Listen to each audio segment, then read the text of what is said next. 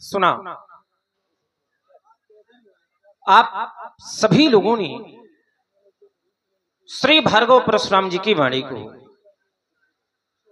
धनुष तोड़ने वाले के विरोध में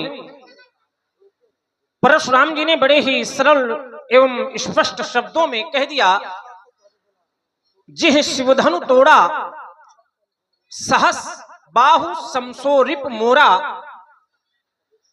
सो विलगाओ बिहाई समाजा, नत मारे जिन्हें सब राजा, सभी राजा मारे जाएंगे कब, अगर धनुष तोड़ने वाला अलग नहीं हुआ तब। मैं विचार करने लगा,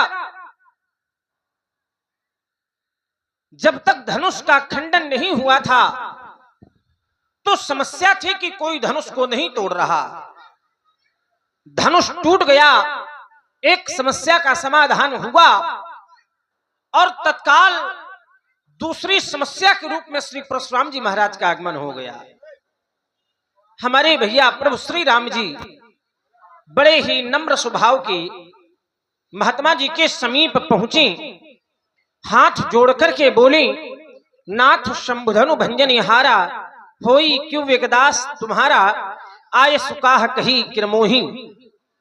लेकिन भैया की विचारों से युक्त नम्र वाणी श्री भार्गव परशुराम जी के समझ में नहीं आई। चलो भैया की वाणी इनके समझ में आवे अथवा ना आवे, लेकिन ईमानदारी से इस बात का हमको पूर्ण विश्वास है कि हमारी वाणी बहुत जल्दी समझेंगे। महात्मा जी प्रणाम। प्रसन्न रहो बेटा। और महाराज सब कुशल मंगल। भगवान शंकर का धनुष तोड़ दिया। नहीं, वो तो पता है कि तोड़ दिया गया है। तो हम आपसे जानना चाहते हैं कि सभी प्रकार की कुशलता है? नहीं है? नहीं है। चलिए, अच्छा क्यों नहीं है? क्योंकि धनुष टूट गया है। हाँ। चलिए, सभा में उपस्थित बहुत सुंदर विज्ञ एवं दिव्य सभा लगी हुई है, तो जो भी लीला रसिक अनुरागी गण हैं सभी लोग अपना अपना ध्यान एवं अपने अपने क्या कान केंद्रित करें हमारी ओर, ध्यान लगा करके इस वार्ता को सुने और जो भी समय है उस समय में अच्छा से अच्छा लेने का प्रयास करें और आनंद लें। चलिए, मैंने परशुराम जी से कहा, महाराज सभी प्रकार की कुशलता है? बोले ना। मैंने कहा कारण? बोले धनुष टूट गया है इसलिए कुशलता नहीं है। अच्छा थोड़ी चिंतन करिए। क्यों? क्योंकि ये बौद्धिक व्यायाम का समय है, बौद्धिक व्यायाम। वार्ता कोई भी हो, कोई भी बात हो, परशुराम जी कहें या हम कहें, उसको आप सुनो बस नहीं, आप उसको गुनो भी, उस पर विचार भी करो कि क्या ऐसा है। मैंने कहा कुशलता है? बोले ना। मैंने कहा क्यों? बोले धनुष टूट गया है। तो विचार आप लोग ये करिए कि धनुष के टूटने से कुशलता गई है या आई है। चिंतन करिए आप इस बात पर। धनुष टूटा है तो धनुष के टूटने से मिथिला से कुशलता गई है या आई है। आचार्य कहते हैं कि जब तक धनुष नहीं टूटा था तो जनक वचन सुनि सब नर नारी, देख जानकी भय दुखारी। जब तक धनुष नहीं टूटा था तब तक तो सब दुखी थे, लेकिन जैसे ही प्रभु तो चाप खंड मही डारे, तो देख ही लोग सब भय सुखारे। सुखी हो गए कब? जब धनुष टूट गया तब। जब तक नहीं टूटा था तो महाराज तब तक कुशलता नहीं थी। ये कुशलता है तो ये टूटने के बाद है। चलिए, आपने कहा कि जी शिवधनु तोड़ा सहस बाहु समसो रिप मोरा, जिसने धनुष तोड़ा है वह सहस्त्रा बाहु अर्जुन के समान आपका वैरी है, आपका शत्रु है। उसने धनुष तोड़ने वाले ने आपकी दृष्टि में अपराध किया है, दोषी है। जब मैं विचार करता हूं तो धनुष तोड़ने वाले ने धनुष को अपनी इच्छा से तोड़ा या किसी के कहने पर? चिंतन करिए। धनुष तोड़ने वाले ने धनुष को तोड़ा तो अपनी इच्छा से या किसी के आदेश पर? उत्तर मिलता है कि गुरु जी ने आदेश दिया तो धनुष तोड़ने वाले ने धनुष को। आचार्य कहते हैं मातु पिता प्रभु गुरु के बाणी, विनय विचार करी शुभ जानी। माता पिता प्रभु और गुरु की वाणी पर कोई भी विचार नहीं करना चाहिए, कुछ स्थानों को छोड़कर कोई भी विचार नहीं करना चाहिए, बिना विचारे ही शुभ जानकर कर देना चाहिए, क्योंकि उचित की अनुचित किए विचारू, धर्म जाई सिर पातक भारू। अनुचित उचित का विचार करने पर धर्म चला जाता है, पाप लग जाता है। कहने का अर्थ यह कि माता पिता प्रभु और गुरुजी यदि कोई आदेश दें, आप उस आदेश का पालन करें तो वो कार्य अच्छा हो या बुरा हो, लेकिन उस कार्य के करने पर आपको कोई दोष नहीं लगेगा। विचार करिएगा, ध्यान दीजिएगा। गुरुजी, माताजी, पिताजी कोई आदेश दें और वो कार्य अच्छा हो या बुरा, आप उसको करें तो उस कार्य को करने का आपको कोई दोष नहीं लगेगा। धनुष तोड़ने वाले ने धनुष को गुरुजी के आदेश से तोड़ा है, और जो कार्य गुरुजी के आदेश से किए जाते हैं उन कार्यों में कोई दोष नहीं होता है। तो फिर परशुराम जी महाराज धनुष तोड़ने वाले को दोषी क्यों मान रहे हैं? क्योंकि धनुष तोड़ने वाले ने धनुष को अपनी इच्छा से नहीं, गुरुजी के आदेश से तोड़ा है, और जब गुरुजी के आदेश से धनुष टूटा है तो फिर धनुष तोड़ने वाला दोषी कैसे हो गया? कम शब्दों में समुचित उत्तर की अपेक्षा करता हूं। अपार क्रोध है बहुधन भी तोरी लड़काई, अश्रिस कबहू नकीन गोसाई। मैंने बाल अवस्था में बहुत सी धनुषा तोड़ी है, तब आपने ऐसा क्रोध नहीं किया गया। आज अपार क्रोध किया जा रहा है। इस धनुष पर ममता, अगर इस धनुष पर आपकी ममता है तो उसका हेतु क्या है, कारण क्या है, जानना चाहता हूं महाराज। और आप हैं फूड किंग सत्यम राजपूत जी मुस्कुरा से तरुण गेस्ट हाउस के सामने 100 पुष्प मुद्राएं आपकी ओर से श्री लक्ष्मण जी परशुराम जी के चरणों में सादर समर्पित हैं। धन्यवाद। हम पहले समझ गए थे कितने भले आदमी हैं। हाँ, और जगत प्रजापत जी 21 मुद्राएं आपकी ओर से भी दोनों विद्वानों के चरणों में धन्यवाद। क्योंकि शेष नाग अति विष भरे तऊ न करत आतंक, पर बीची थोड़े जहर मां फिरे उठाए डंक। वही स्थिति राजकुमार लक्ष्मण की। करे महाराज, यहां पर समस्या बनी थी, और समस्या का जब समाधान हो गया तो यहां के लोग सुखी हो गए। अच्छा, सुखी होना, दुखी होना, प्रसन्न होना, क्रोध का जन्म होना, ये सब जीव के गुण हैं।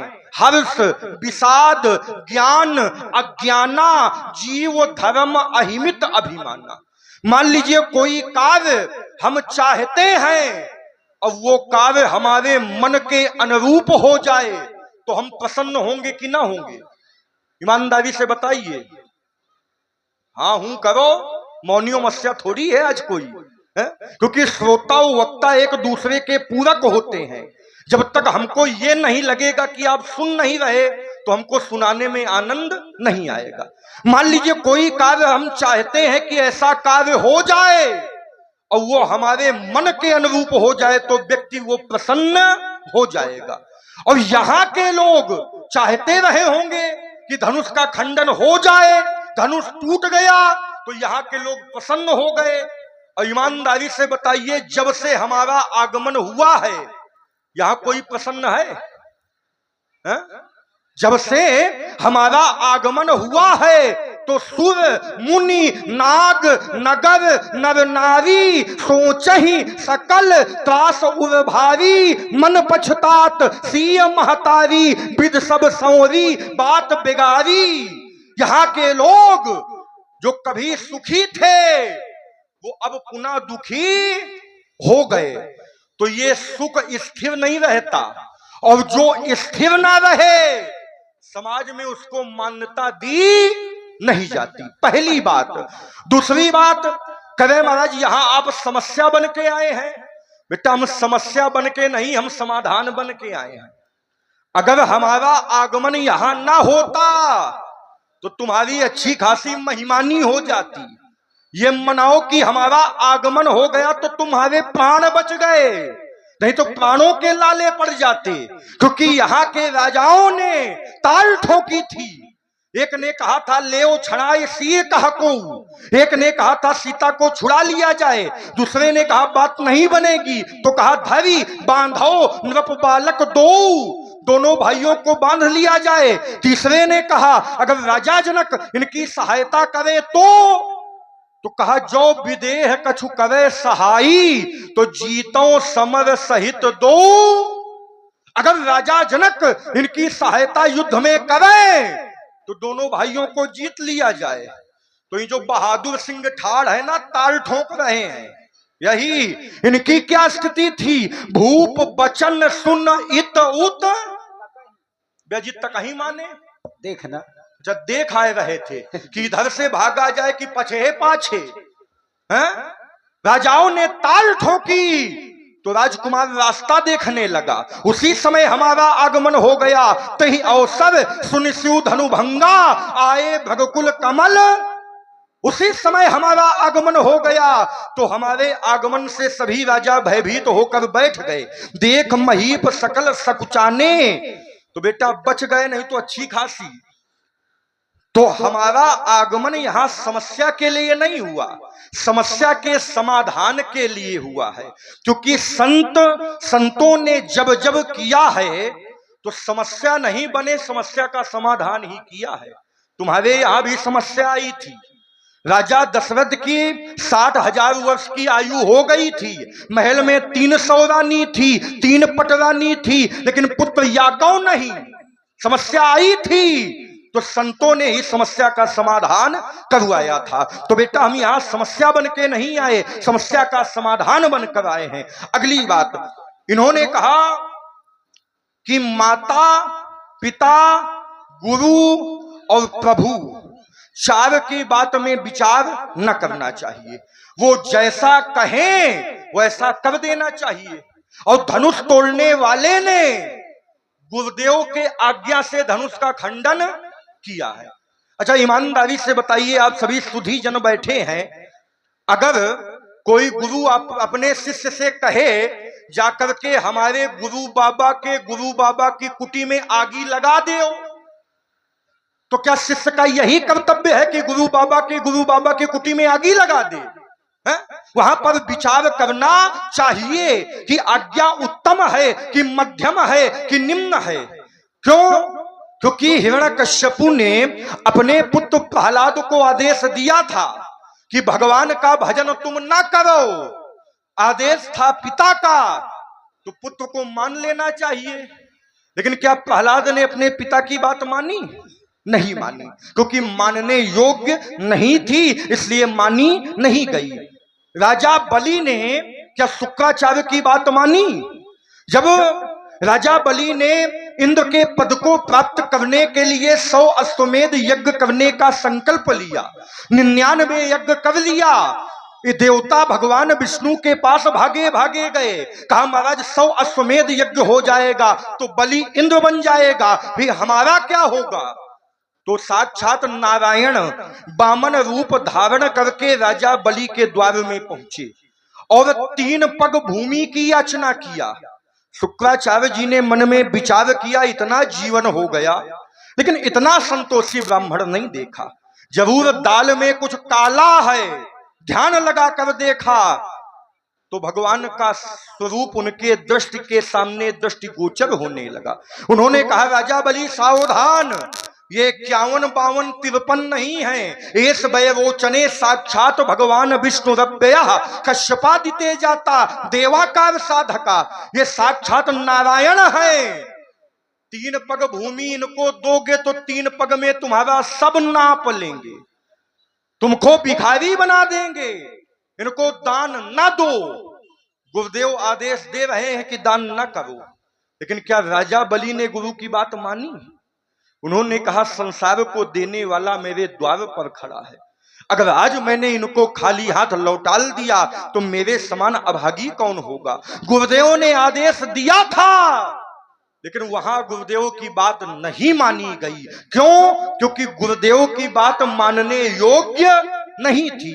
तो धनुष तोड़ने वाले ने यहां भगवान शंकर के धनुष को तोड़ दिया, तो क्या यह उचित है? महाराज हाँ हो गया। देखिए मिश्री जी प्रथम में ही कहा था कि और इसी सुंदर संवाद में श्री जगत प्रजापत जी 21 मुद्राएं, जय मां गजानन किराना स्टोर प्रोप्राइटर श्री राजेंद्र सिंह जी परिहार 21 मुद्राएं आपकी ओर से भी।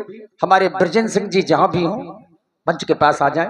धन्यवाद। चलिए महाराज, हमने प्रथम में ही ये निवेदन किया था कि बातें जो भी हों तो बहुत कम शब्दों में ही हों, ताकि जितने कम शब्दों में उत्तर होंगे उतने अच्छा सबको समझ में आएगा। ठीक, चलिए आपने हमारे तर्क को थोड़ी घुमा करके दिखाने का प्रयास किया। मैंने सीधे सीधे एक तर्क दिया था कि माता पिता प्रभु और गुरु के आदेश से जो कार्य किए जाते हैं उन कार्यों को करने में कोई दोष नहीं लगता। माता पिता प्रभु और गुरु की वाणी पर विचार नहीं करना चाहिए कुछ स्थानों को छोड़ करके, ये मैंने पहले कहा था। ठीक, तो ऐसा लगता है कि या तो आप सुनते नहीं हैं या फिर आप सुनते तो हैं लेकिन जब सभी दरवाजे बंद हो जाते हैं तो आप जबरदस्ती निकलना चाहते हैं। कोई ना कोई कारण अवश्य है। आपने कहा कि हिरण्यकश्यप ने कहा प्रहलाद से कि भगवान को ना मानो, लेकिन हिरण्यकश्यप ने पिता की बात नहीं मानी। अच्छा, हिरण्यकश्यप ने क्या कहा था कि भगवान को ना मानो, भगवान का विरोध करने के लिए कहा था तो प्रहलाद ने बात नहीं मानी। शुक्राचार्य ने राजा बलि से भी यही बात कही थी कि भगवान को ना मानो, भगवान को दान ना दो, तो राजा बलि ने भगवान का विरोध नहीं किया। कहने का अर्थ यह, मैंने प्रथम में इसलिए कहा था कि कुछ स्थानों को छोड़ करके, जैसे संसार के माता पिता, संसार के गुरु अगर भगवान का विरोध करने के लिए कहें तो उनकी बात ना मानो, अन्यथा हर स्थान पर उनकी बात मानो। मैंने इसलिए प्रथम में कहा था कुछ स्थान और हैं, जैसे गुरुजी भोजन कह रहे हो, गुरुजी कह दे कि बस अब कुछ नहीं चाहिए, तो शिष्य अगर कह दे कि प्रभु एक और दे दिया जाए तो उसमें कोई दोष नहीं है। माता पिता शयन कर रहे हो, पुत्र सेवा कर रहा हो, माता पिता कहें बस पुत्र अब सेवा नहीं, अब पुत्र फिर भी सेवा करता रहे तो दोष नहीं है, अन्य स्थानों को मानना चाहिए। चलिए मैं आपकी बात को दो शब्दों से काटे दे रहा हूं। परशुराम जी ने अपनी माता का वध किया, क्यों भाई? इस बात को सब लोग जानते हैं। कौन कौन जानता है इस बात को? सब लोग जानते हैं। परशुराम जी ने माता का वध किया, किसके कहने पर? पिताजी के कहने पर। आचार्य कहते हैं कि परशुराम पितु आज्ञा राखी, अब मारी मातु लोक सब। ये सारा संसार जानता है कि परशुराम जी ने पिताजी के कहने से माता का वध किया। परशुराम जी ने माता का वध किया लेकिन परशुराम जी को दोष नहीं लगा। अच्छा ये बताओ, इस संसार में माता से भी बड़ा कोई होता है क्या? विचार करिए, इस संसार में माता से बड़ा कोई होता है? उत्तर मिला ना। परशुराम जी ने माता का वध किया लेकिन परशुराम जी को दोष नहीं लगा। क्यों नहीं लगा? क्योंकि पिताजी ने आदेश दिया था, इसलिए परशुराम जी को दोष। वही बात तो मैं भी कह रहा हूं कि अगर पिताजी के आदेश से माता जी को मार रहे हो दोष नहीं लग रहा, तो धनुष तोड़ने वाले ने गुरु जी के आदेश से धनुष को तोड़ दिया तो दोषी कैसे? विचार करिए, भले आदमी पिताजी के आदेश से आपने माता को मारा, आपको दोष नहीं लगा, तो गुरु के आदेश से अगर धनुष तोड़ने वाला धनुष को तोड़ रहा है तो वो दोषी कैसे हो गया? आचार्य कहते हैं ब्रह्मांड धाय कर्माणि संगत कृत्वा करोति सा लिप्ते तेन पापेन पद्म पत्र मिवंबिषा। जो कार्य माता पिता प्रभु और गुरु के आदेश से किए जाते हैं उन कार्यों को करने में कोई दोष नहीं होता। कैसे नहीं होता? बोले ठीक वैसे नहीं होता जैसे कमल का पुष्प जल में रहता है लेकिन जल में कभी लिप्त नहीं होता है।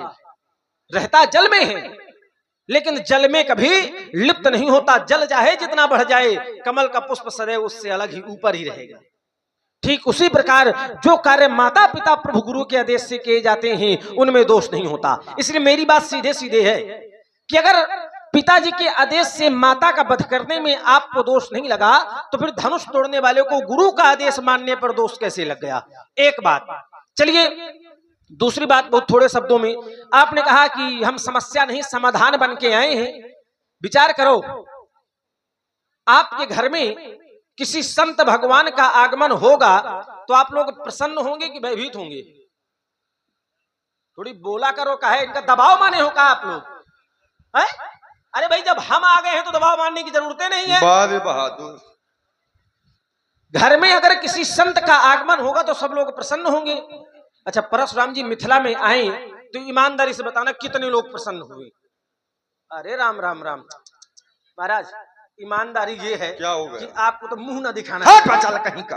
अब देखो, मतलब इतनी बड़ी समाज में कोई ये कहने वाला नहीं है कि नहीं परशुराम जी बढ़िया है। अच्छा, ये कहने वाला नहीं है कोई प्रसन्न नहीं हुआ। क्यों? क्योंकि परशुराम जी के आने से जो मिथिला के संत थे वो भयभीत हो गए और जो दुष्ट रहे वो प्रसन्न हुए। कहने का अर्थ ये कि समाज में जो अराजक तत्व रहे वो प्रसन्न हो गए और जो संत थे वो भयभीत हो गए। तो ये समाधान है कि समस्या है? और इसी तर्कपूर्ण संवाद में आप हैं food king restaurant. Food king restaurant मुस्कुरा तरुण गेस्ट हाउस के सामने श्री सत्यम राजपूत जी मुस्कुरा वालों की ओर से 100 पुष्प मुद्राएं श्री परशुराम जी लक्ष्मण जी के चरणों में प्रदान कर रहे हैं। आपको धन्यवाद। किसी बिटिया का विवाह हो रहा हो, अब परशुराम जी जैसा व्यक्ति पहुंचे और कहे कहाँ है कन्या का वर, मैं उसका वध कर दूंगा। कोई कहे महाराज ऐसा काहे कर रहे हो, ये तो समस्या बना रहे हो आप। तो इनके जैसा व्यक्ति हो तो कहते हैं ये समस्या थोड़ी है, ये तो हम समाधान कह रहे हैं। विवाह में कन्या के वर का वध करोगे तो ये समस्या है महाराज की समाधान। दो बातें दे रहा हूं क्योंकि चर्चा में बड़ी नहीं करना चाहता, मैं थोड़े थोड़े में ही चाहता हूं। दो बातें, और चाहता हूं कि जिस प्रकार मैंने थोड़े में चिंतन दिया है उसी प्रकार आप भी थोड़े में सीधे सीधे चोट करते चले। आइए, राजकुमार लक्ष्मण ने कुछ बातें रखी, उनमें विचार करते हैं। इन्होंने सीधा बिंदु हमारे ऊपर दिया, कह रहे हैं आपने पिता के आज्ञा से माता का वध किया कि नहीं किया। परशुराम पितु आज्ञा राखी और मारी मातु लोक सब साखी। परशुराम ने अपनी माता का वध किया तो ठीक, और धनुष तोड़ने वाले ने धनुष को तोड़ दिया तो ये गलत। ठीक है, परशुराम ने अपनी माता का वध किया, धनुष को तोड़ दिया है, वो के पुरखन का चुनौती है आके जोड़ दे तो लड़ाई ना खत्म। क्योंकि अगर हमने मैया का वध किया तो मैया को जीवित भी करवाया, और अगर धनुष तोड़ने वाले ने धनुष को तोड़ा है आके जोड़ दे तो पूरी बातें खत्म हो जाएगी। अगर हमने मैया का वध किया है तो उसमें भी विचार किया है। बात यहां है क्यों? क्योंकि जो माता का स्थान होता है वो पिता से 10 गुना बड़ा होता है। पितुर 10 गुना माता गौरवेणात् विच्यते। माता का स्थान पिता से 10 गुना बड़ा होता है। लेकिन पिता आज्ञा दे रहे हों और माता आज्ञा न दे रही हो तो वहां किसकी आज्ञा का पालन किया जाएगा? पिता की आज्ञा का पालन किया जाएगा, क्योंकि पिता आदेश दे रहे हैं और माता आदेश। तो वहां पर हमको पिता ने आदेश दिया था, राम राम महाबाहो भौमम पापम कावशीद। लेकिन मैया से मैंने पूछा तो मैया ने अपने कर्म के द्वारा कुछ कहा नहीं।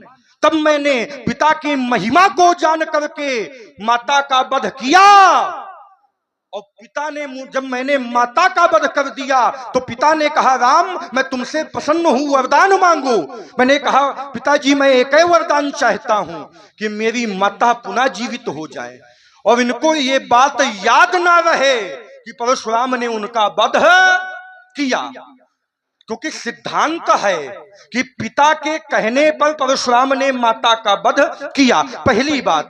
दूसरी बात, इन्होंने कहा कि आप यहां आए तो आपको यहां किसी ने महाराज सम्मान नहीं दिया, यहां आपके आने से कोई प्रसन्न नहीं हुआ। अच्छा ईमानदारी से बताइए, जो परशुराम को सम्मान मिला है वो इनको मिला है, इनके भैया को मिला है, इनके गुरु बाबा को मिला है? किसी को नहीं मिला। जो सम्मान परशुराम को मिला है, जैसे हमारा आगमन हुआ तो पितु समेत कहीं कहीं निज नामा और लगे कवन सब दंड। सभी ने परशुराम के चरणों में प्रणाम किया। राजाओं को छोड़िए जनक ने प्रणाम किया, जनक को छोड़िए जानकी ने भी प्रणाम